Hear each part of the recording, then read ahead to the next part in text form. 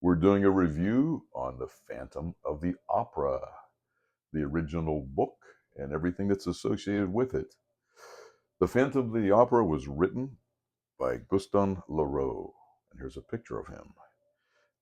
He wrote it in 1910 in French, and it came out in the English-speaking language a year later in 1911. And later on, it was adapted to several films. Probably the most famous, of course, would be this guy here, Lon Chaney. Oh my goodness, look at him. Lon Chaney was born in 1883 and he died in 1930. And this was a 1925 movie. To help distort his face like this, he literally had a torture toolbox. He would wrap nearly invisible wires around his face to pull his nose back. It was amazing. A few of his other features were The Hunchback, 1923, and The Unholy Three. There was two makes of The Unholy Three. One was a silent one in 1925. The talkie version is 1930. So if you'd like to look these up, they're really cool movies. And of course, his son, Lon Chaney Jr., became an actor as well. But getting back to Gaston Leroux's book, this is a picture of the original book. Very rare book.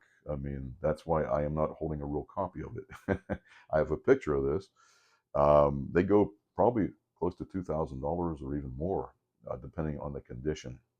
And of course, later on, it was made into a play, which is very popular. Now, here we have something that's really neat. I bought this book many years ago, Phantom of the Opera. Now, this is almost like a pop-up book. So here we have the chandelier, and the curtain rises at the Paris Opera House in 1881.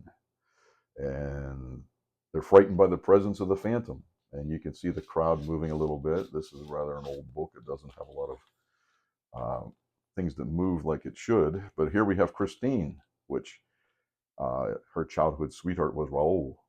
And she's learning to sing from somebody in the mirror. And of course, we know that is the Phantom. So there you go. All right. Moving along. Whoop, I skipped a page. This is really neat. This is in the Masquerade. If you remember, the Phantom came down the steps and he was dressed as Red Death. And his hands were actually skeletal like from the book. Really, really neat.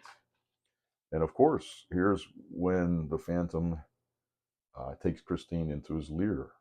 And he's underneath the Paris Opera House. And we'll pull this so you can hear some music actually playing. Really cool. I was always a big fan of pop-up books. So there you go, the history on the Phantom of the Opera.